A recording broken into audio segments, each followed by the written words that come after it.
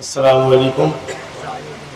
چھوٹے بھائی ہیں جناب عاصم کاکولوی صاحب، تو یہ بڑھا چڑھا کے پیش کرتے ہیں، سب گھر کا معاملہ ہے۔ حقیقت یہ ہے کہ سب سے مبتدی شاعر میں ہوں، کمزور شاعر میں ہوں۔ اچھے شاعر شبنمی لہجے کے شاعر جناب عرفان لکھنوی ترنم سے آپ کے سامنے انہوں نے نعت پیش کی، خوب شعر سنائے انہوں نے۔ لوگ کم ہوں یا زیادہ کبھی نعت کے لیے مسئلہ نہیں رہا ہے، اس لیے کہ یہ حدیث کہیں نہیں ملتی کہ جب اللہ کے رسول نے حسان بن ثابت کو نوازا تو کتنے صحابہ موجود تھے، لیکن یہ حدیث بالکل مستند و ٹھوس ہے کہ اللہ کے رسول نے جو اس دور کے اکابر صحابہ تھے ان کی موجودگی میں حسان بن ثابت کو اس بنیاد پہ نوازا، اس لیے نہیں کہ خطیب اچھے تھے، اس لیے نہیں کہ آقا کو بہت پسند تھے، بلکہ اس بنیاد پہ پسند تھے کہ جو اللہ نے ان کو ایک مخصوص صلاحیت سے نوازا، شعری صلاحیت سے، جو ودیعت خداوندی ہوتی ہے۔ کوئی پروفیسر، ڈاکٹر، انجینئر شاعر نہیں بن سکتا، خرید تو سکتا ہے کلام لیکن شاعر نہیں بنتا، تو وہ اللہ کی طرف سے شعور عطا ہوتا ہے تب آدمی شاعر بنتا ہے۔ اللہ کے رسول نے یہ تخصیص رکھی کہ اکابر صحابہ کی موجودگی میں حسان بن ثابت کو اپنی تعریف و توصیف کی بنیاد پر نوازا۔ یہاں سے ایک پیغام یہ بھی ملتا ہے، اکثر لوگ فخریہ یہ حدیث بیان فرماتے ہیں کہ جو منہ پہ تعریف کرے اس کے منہ پہ خاک، لیکن رسول کا یہ عمل نہیں تھا۔ معلوم یہ ہوا حدیث گریز ہے یہ، یعنی آپ اتنے زیادہ تعریف سے تعریف پسند نہ ہو جائیں کہ آپ بگڑ جائیں یا آپ کے یہاں ریاکاری اور دکھاوا زیادہ آ جائے، اس لیے یہ کہا گیا کہ توازن برقرار ہے۔ تعریف تو اللہ کے رسول نے پسند کی، تبھی تو حسان بن ثابت کو نوازا اور عبداللہ بن رواحہ جیسے شاعر وجود میں آئے، ورنہ شاعری کی سلسلہ وہیں سے تمام ہو جاتا۔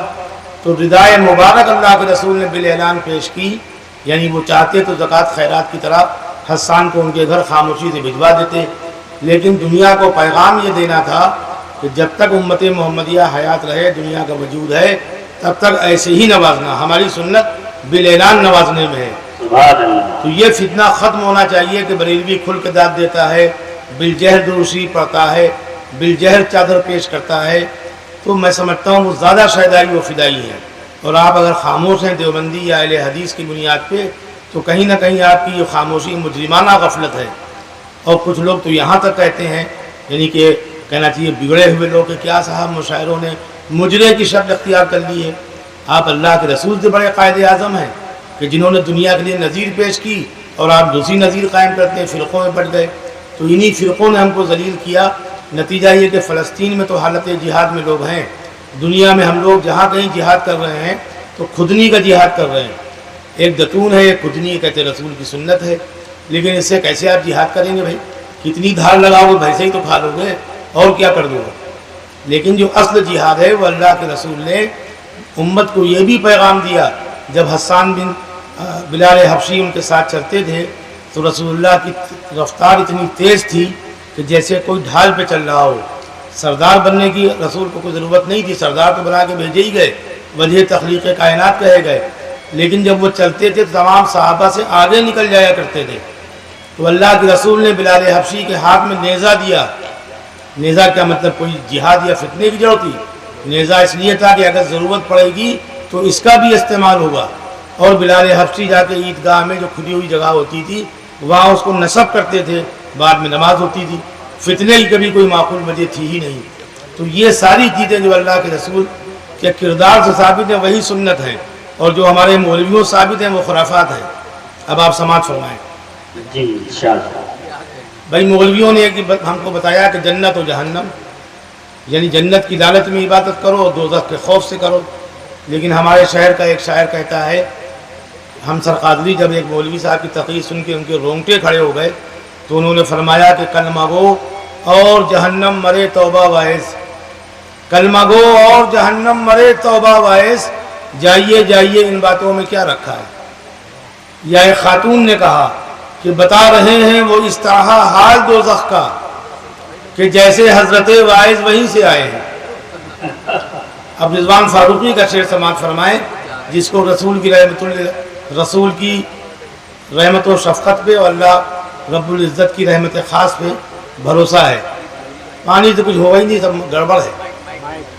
سب کو واعظ نے جہنم سے ڈرا رکھا ہے، سب کو واعظ نے جہنم سے ڈرا رکھا ہے، اس کی رحمت کے سوا حشر میں کیا رکھا ہے۔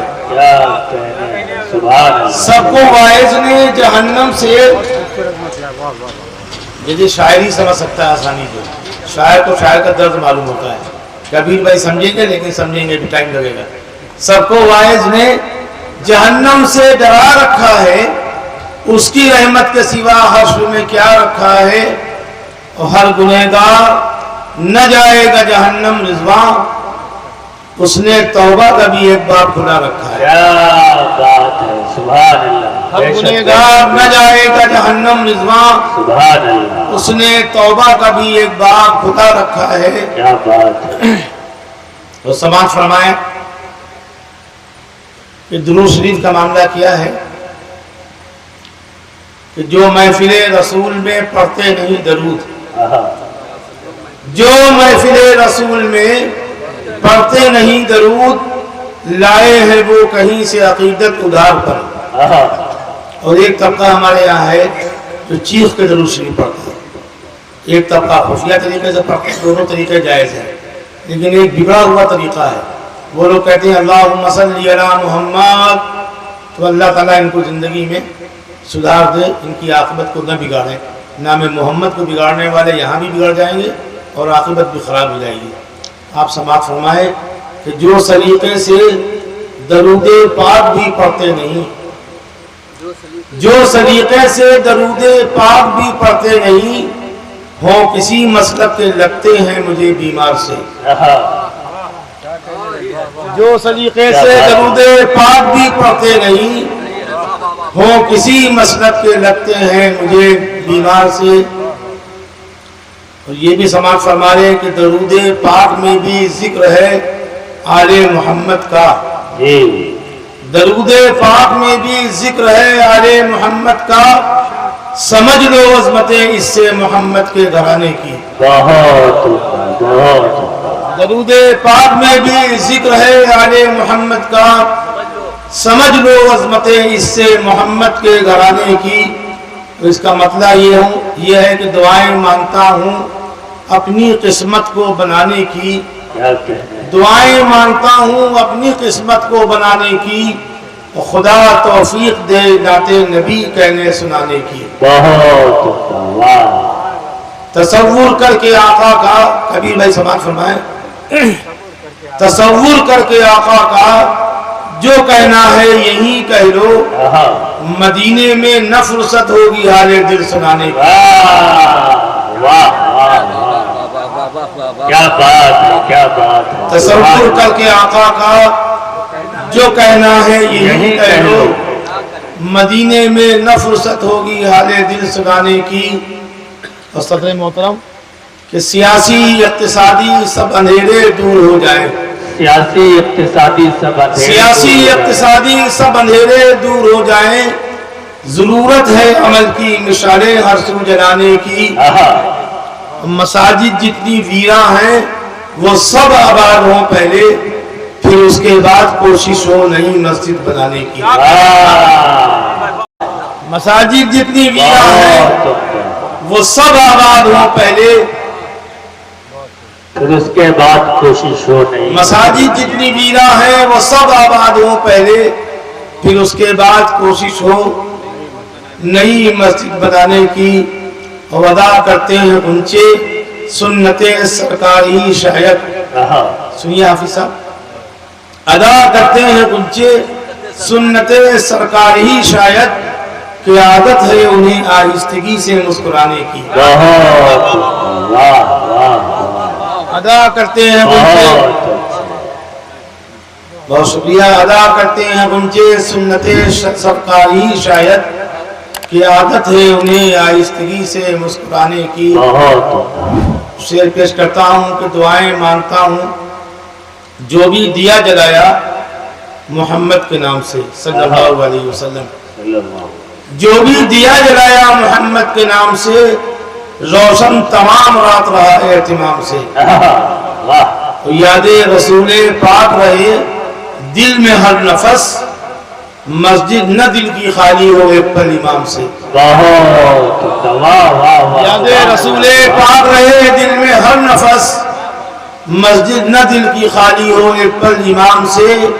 اور جس وقت تک نفاذ شریعت نہیں ہوا، جی جس وقت تک نفاذ شریعت نہیں ہوا نا آشنا تھے لوگ حلال و حرام سے۔ بہت اچھا، واہ واہ واہ، جس وقت تک نفاذ شریعت نہیں ہوا نا آشنا تھے لوگ حلال و حرام سے، اور آقا نے بخش دی جو مدینے کو عظمتیں، آقا نے بخش دی جو مدینے کو عظمتیں، ہم اس کا نام لیتے ہیں صد احترام سے۔ بہت اچھے، واہ، مختاری سماعت فرما دیں کہ بیتاب دل کو خود بھی یہ رضوا خبر نہیں، بیتاب دل کو خود بھی یہ رضوا خبر نہیں، آقا کو دے رہا ہے صدا کس مقام سے۔ بہت شکریہ۔ بہت اچھے، ترنم کسی لائق بچائی نہیں تہے کئی واقعی وہ بیماری سے سب ختم ہو گیا۔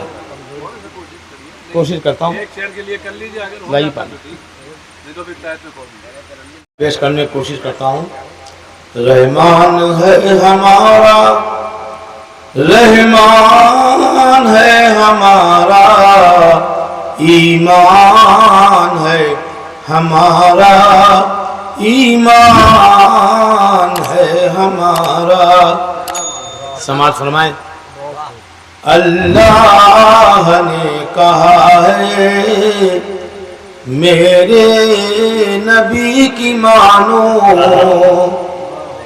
ہم سب نبی کو مانتے ہیں لیکن نبی کی مانی جائے گی زیادہ اہم ہے۔ اللہ نے کہا ہے میرے نبی کی مانو، فرمان ہے فرمان سبحان اللہ، سبحان اللہ، کیا کہنے، بہت اچھا، اللہ نے کہا ہے میرے نبی کی مانو، فرمان ہے ہمارا، فرمان ہے ہمارا۔ بہت اچھے، یہ آپ کی محبتوں طاقت مل رہی ہے، یہ کبیر بھائی نے پڑھوا لیا، ان کا کمال ہے۔ وہ آقا کی محبت بہرحال ہے۔ تو صدر ذیوقار ہمارے دوست ہیں، وہ ڈانٹیں گے بھی کیا کیا گڑبڑ پڑھ دی ہے فراست صاحب، تو ان کی فراست ہے کہ میں اتنا پڑھ پا رہا ہوں۔ حاضر کرتا ہوں۔ معراج پر بلایا، معراج پر بلایا، یہ کہیں کہ مصطفیٰ کو مہمان ہے کیا مہمان ہے ہمارا، معراج پر بلایا، یہ کہے کہ مصطفیٰ کو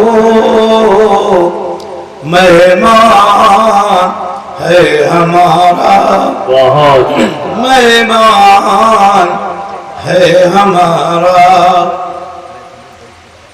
شعر حاضر کرتا ہوں۔ اکثر دیکھیے عربی چوپالوں میں بحث رہتی ہے کہ ہمارا کوئی رہنما نہیں ہے، لیکن یہ امت محمدیہ کو زیب نہیں دیتا۔ اس کے پاس کلام اللہ ہے، کلام ہدایت ہے، اور خود آقا کے فرمان ہے جو احادیث مبارکہ کی شکل میں ہے۔ کیوں رہنما کو ڈھونڈے، کیوں رہنما کو ڈھونڈے، جب رہنمائی کو قرآن ہے ہمارا، قرآن ہے ہمارا۔ بہت اچھا، اسی میں یہ دو شعر الگ ہیں۔ جو لکھنؤ کی فضا ہے ہمیشہ شیعہ سنی کے لیے، اس میں ایک طبقے نے اہل بیت کو پکڑ لیا، ایک نے صحابہ کو پکڑ لیا۔